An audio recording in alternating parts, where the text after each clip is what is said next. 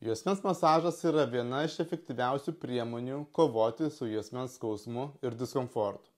Štai keletas svarbiausių juosmens masažo privalumų. Pirma priežastis.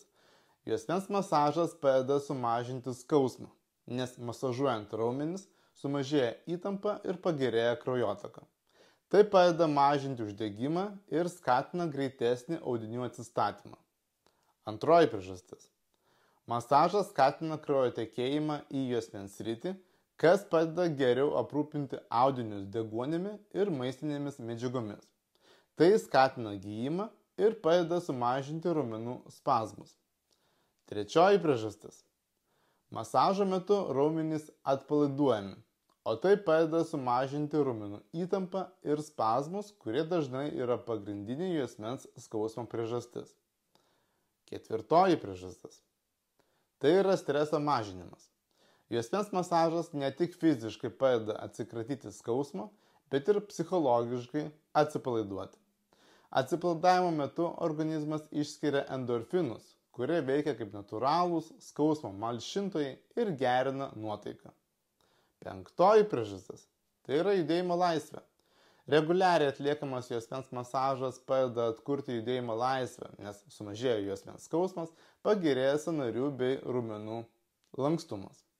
Aš sukūriau juosmens masažo video programą, pagal kurią jūs savo artimiesiems, pavyzdžiui, tėvams ar antrai pusiai, galite atlikti juosmens masažą pagal visas masažo taisyklės ir tiesiog savo namuose. Ir jūsų antroji pusė juosmens masažą galės atlikti jums. Kaip minėjau, juosmens masažas pagerins kraujotaką, atpalaiduos įsitempusius spazmuotus juosmens raumenis. Ir jei jums skauda juosmenį, būtent juosmens masažas sumažins geriamų ir leidžiamų vaistų vartojimą. Juosmens masažas yra puikus būdas sumažinti juosmens išvaržos simptomus, tai yra kojų tirpimą ir skausmą.